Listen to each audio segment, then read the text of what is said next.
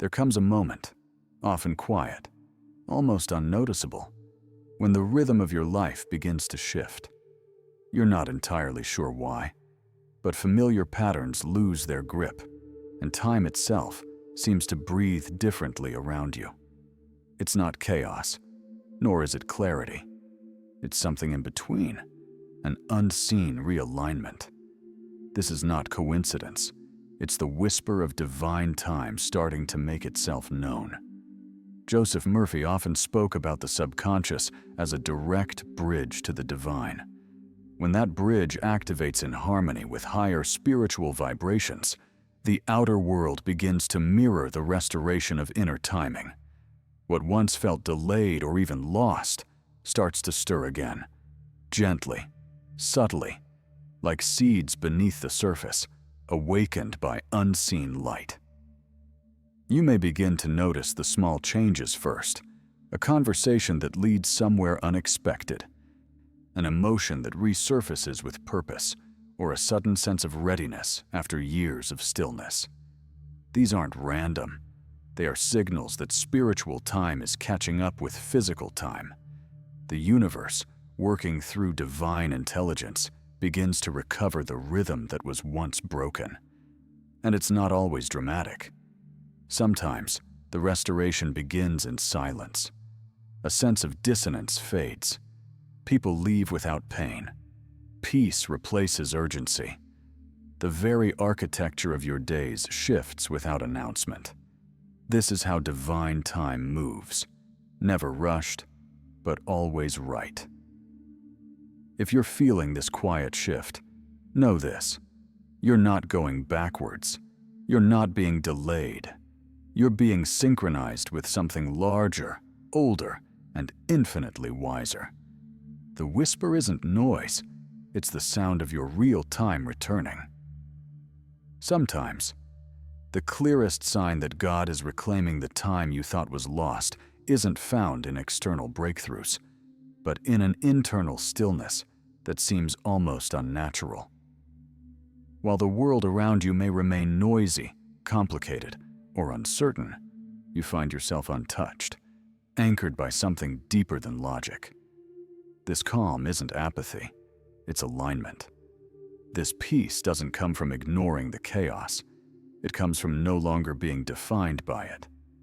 Joseph Murphy taught that when the subconscious is harmonized with divine order, the conscious mind begins to let go of resistance. And when resistance fades, clarity begins to emerge. Not always as answers, but as presence.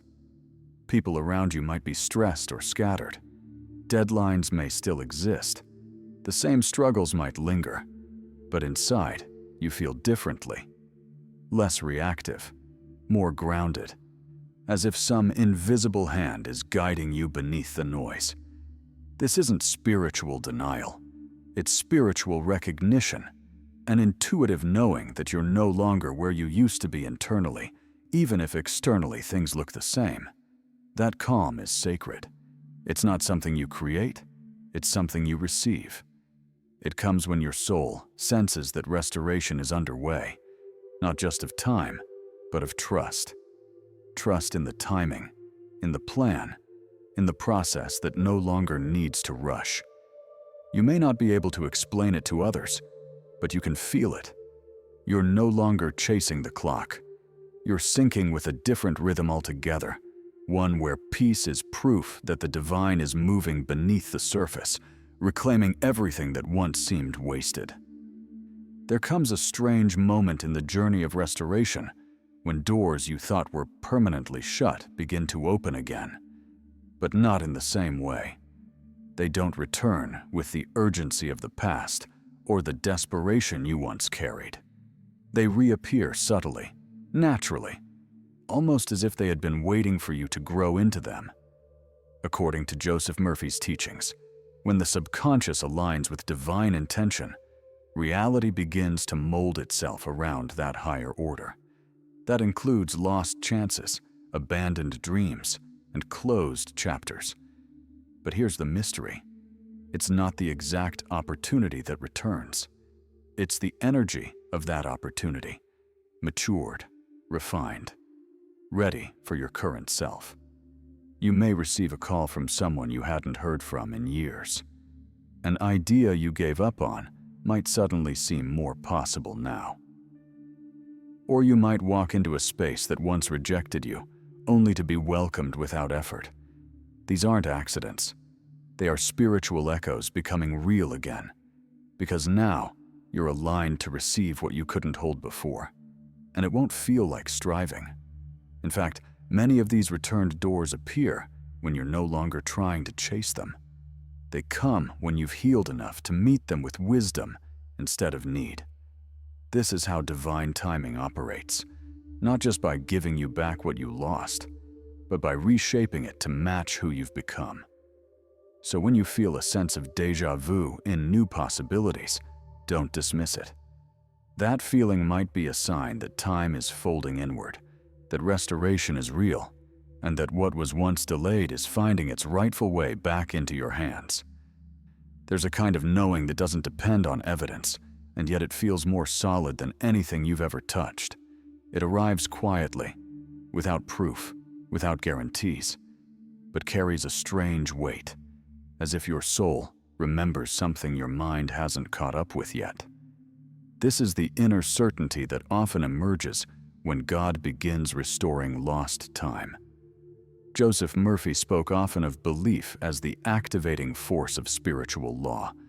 But this belief isn't forced or fabricated, it's revealed. It surfaces when your subconscious becomes so saturated with divine truth that doubt no longer fits in your internal atmosphere. Even when there's nothing visible around you, the sense of direction becomes undeniable. You begin to walk differently, not faster, not louder, just with intention. You no longer need external validation to confirm your steps. You may not know how things will unfold, but you know they will. This is the essence of true faith, not blind optimism, but an embodied conviction that what is yours is already in motion. And this certainty reshapes your relationship with time. You stop counting the years that passed. You stop comparing timelines. You understand that divine restoration doesn't need to follow human schedules. It moves according to a higher rhythm, one that includes preparation, alignment, and grace. That deep knowing is more than just a feeling. It's a sign that you're already vibrating at the frequency of what you once thought was far away. You're not waiting anymore. You're receiving, becoming, unfolding into what has always been meant for you. You start noticing them when you're not even looking. A phrase repeated by strangers, a number that follows you, a book that falls off a shelf, carrying exactly the words your heart needed. These are not coincidences. They are synchronicities, echoes of the unseen, soft fingerprints of the divine, confirming that you're on a path that's being guided from above. Joseph Murphy often emphasized that the mind, when aligned with universal intelligence, magnetizes experiences that mirror its inner vibration. This is where the law of vibration becomes real. You don't chase signs. They respond to the frequency you carry. When restoration is underway, your inner world begins to project outwards, and the universe starts speaking back. These synchronicities can seem small at first, almost ignorable, but their timing is too precise, too intimate to dismiss. You think of someone, and they call. You hesitate before a decision, and the answer appears in the lyrics of a passing song. These are not tricks of the mind. They are subtle confirmations that you're not walking alone. As they increase, a quiet awareness grows inside you. Something bigger is orchestrating your steps. And the more you trust this intelligence, the more fluid life becomes. The detours feel guided. The delays feel protective. The seemingly lost time begins to feel divinely restructured. You don't need to understand every message. You only need to notice them. Because every synchronicity is a conversation between your spirit and the infinite. And when they appear, it's not just a sign that time is being restored. It's evidence that you were never out of alignment, only being prepared for a deeper path. There's a moment in divine restoration when things begin to move faster, not in chaos, but in flow. What used to take months now unfolds in days. People, resources, and opportunities align almost magically. But this isn't magic. It's acceleration, a spiritual force that takes over when time is no longer working against you, but for you. Joseph Murphy taught that once the subconscious mind accepts a truth as real, the universe organizes itself around that belief.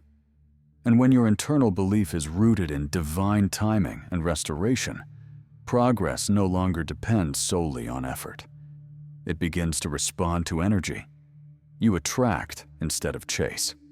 You align instead of strive. This doesn't mean you do nothing.